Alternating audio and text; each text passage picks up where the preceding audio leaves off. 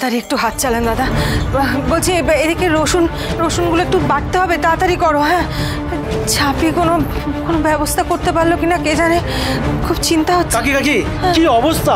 মাংসের জন্য বরযাত্রী লোকরা হজ্জুতো শুরু করে দিয়েছে। হ্যাঁ, অনেকক্ষণ ধরে প্লেটে সাদা ভাত নিয়ে বসে আছে। কি হবে এখন?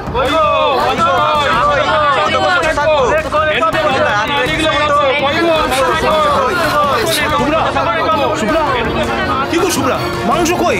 ওদিকে বরযাত্রী পাত ধরে বসে আছে। কি এখনো মাংস রান্না হচ্ছে? এই অবস্থা তোমার ক্যাটারারের? এ কি গো, এইভাবে আমার মুখ পোড়ালে? কে বলেছে তোমার মুখ পড়েছে কাকু? দেখি শুভ্রা ক্যাটারার কোনো দিন কারোর মুখ পোড়ায় না, বরং মাথা উঁচু করায় গো কাকু। আর কাউকে বসতে হবে না, এক্ষুনি মাংস যাচ্ছে। আরে বাবা, মাংসটা আরেকবার গরম হচ্ছিল তো, বরযাত্রীকে কি আর ঠান্ডা মাংস খাওয়ানো যায়? কই তাড়াতাড়ি হাত চালাও, এমন মাংস খাওয়াবে কেউ যেন উঠতেই না পারে। তাড়াতাড়ি হতে পারে জানি তার বিয়া মশাই, মাংস আসছে গরম গরম। আজ এক মেয়ে নাম ঝাপি, সব দিকে লক্ষ্মী সেই, স্বপ্ন আঁকা চোখে তার চেনা চেনা হাসিতে, সমাধান মুশকিল আসান আছে লেখা তার নামে। চাবি দিদি, পথ জানা বাহক জানা, মেলে আলোর ইচ্ছে ডানা, যেন আনাচে কানাচে আধারে সে জোনাকি। কি জোর বাঁচিয়ে দিলেন দিদি, আমি তো ভাবলাম এবার সবাই আমরা মার খাবো।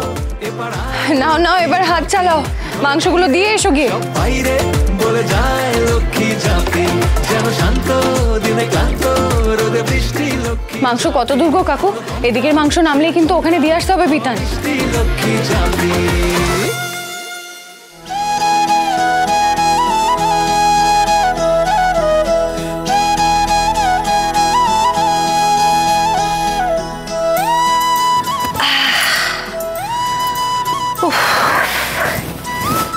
যাক বাবা, শেষমেশ সব ভালো মিটলো। তবে তুই যে আজকে কি বাঁচান বাঁচিয়েছিস মা, তুই না থাকলে কেলেঙ্কারি হয়ে যেত।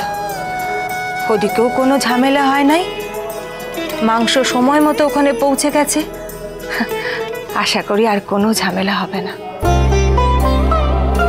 তোর কিন্তু খুব সাহস ছাপি, হুট করে কিরকম একটা বুদ্ধি তুই মাথায় নিয়ে এলি বল। আর শুধু বুদ্ধি নিয়েই এলি না, সে বুদ্ধিটাকে কি সুন্দর করে কাজে লাগালি মা। হ্যাঁ, এটা কি চারটিখানি কথা? তুই